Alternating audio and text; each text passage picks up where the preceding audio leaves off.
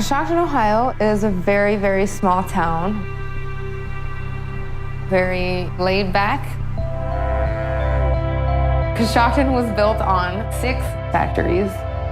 All households that I could remember, the sole provider was working in one of the 6 factories.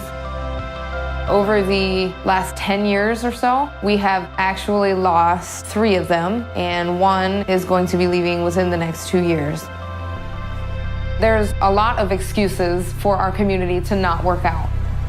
There's like a pizza shop on every corner or a fast food place, and there is no fitness around here. They're not very healthy people. Well, I mean, they weren't. They weren't very healthy people.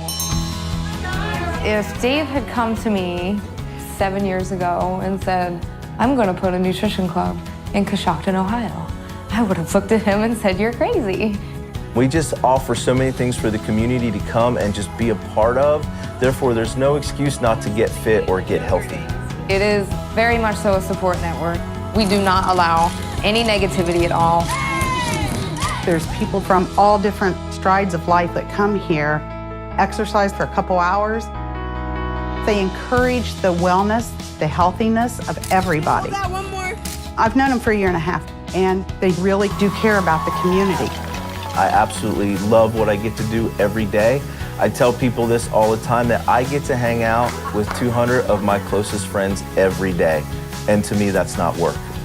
I grew up here and I've seen what this community has been, and now I'm completely seeing the change. And to know that we are such a big part of that is very humbling.